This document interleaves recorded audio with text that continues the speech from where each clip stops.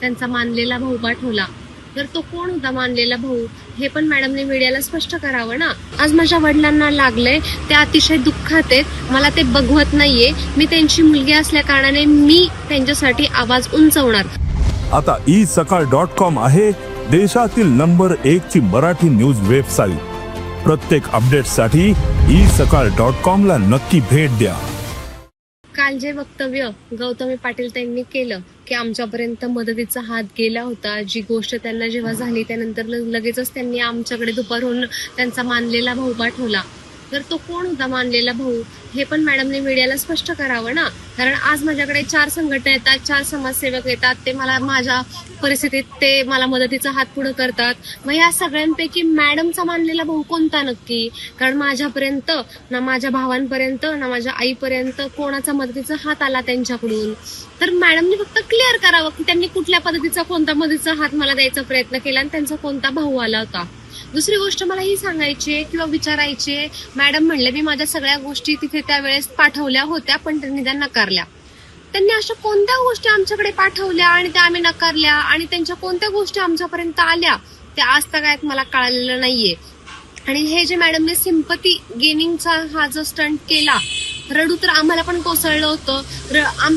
Actually सगळं दुःख हे आमच्याच फॅमिलीवर कोसळलं होतं. मॅडमला जेव्हा क्लीन चिट मिळाली त्यानंतर दुसऱ्या दिवशी मॅडम वकील सरांसोबत बाहेर आलेल्या आहेत. तोपर्यंत आम्ही त्यांना एवढं विचारलं की मॅडम कुठे आहेत, का नाही येते, त्यांनी सहानुभूती दाखवण्याची गरज आहे. तर त्याच्यात मॅडमचे रिप्लाय काय होते की शो 3-3 महिने आधी ठरलेले असतात, त्यांनी फ्लेक्स लावलेले असतात, माझ्याकडे पैसे जमा झालेले असतात. अहो म्हणजे याचा काय अर्थ? माणुसकीचं इथं दहनच झालेलं आहे ना.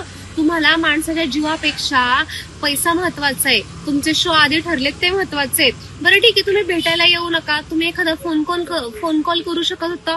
फोन कॉल केल्यावर तुम्ही तुमचं जे काही असेल ते मत आमच्या समोर व्यक्त करू शकत होता, पण नाही. तुम्हाला तेव्हा तुमचे फ्लेक्स, तुमच्या ज्या सगळ्या आहेत त्या प्री बुकिंग, त्या सगळ्या महत्वाच्या होत्या माणसाच्या जीवापेक्षा. तर गौतमीताईंचं असं पण म्हणणं होतं की त्यांना ट्रोल केलं जातंय आणि मलाच का ट्रोल केलं जातं.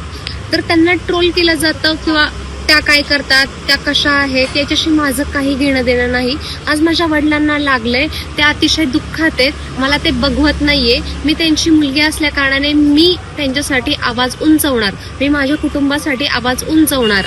त्यामुळे त्यांना ट्रोलिंग होतं की नाही याच्याशी माझा संबंध नाही. आणि आज जो त्यांच्यावर ट्रोल होतोय हा ट्रोल नाहीये, ही जनजागृती आहे, ही महाराष्ट्रातील लोकांचा आवाज आहे. त्यामुळे त्याला मॅडम एक पब्लिक फिगर असल्या कारणाने त्यांनी त्या गोष्टींना सामोरं जाणं गरजेचंच आहे. आणि दुसरी गोष्ट, आज जर त्यांनी कोणत्याही प्रकारची सहानुभूती आम्हाला दाखवली असती तर आम्ही आज एवढी मोठी पावलं उचललीच नसती आणि त्यांची बदनामी करण्याची माझी व्यक्तिगतरित्या कोणतीही भूमिका नव्हती. मी कोणताही अपशब्द मॅडमसाठी आजपर्यंत वापरलेला नाही. मी सन्मानपूर्वक त्यांना बोललेले आहेत. मी पण एक स्त्री आहे, त्या पण एक स्त्री आहेत. त्यांची बदनामी करण्याची आमची कोणतीही इच्छा नव्हती.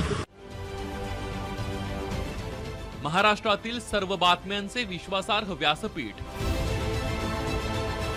सकाळच्या सर्व सोशल मीडिया प्लॅटफॉर्मला लाईक, फॉलो आणि सबस्क्राईब करा. तसंच सर्व नोटिफिकेशनसाठी बेल आयकॉन प्रेस करायला विसरू नका.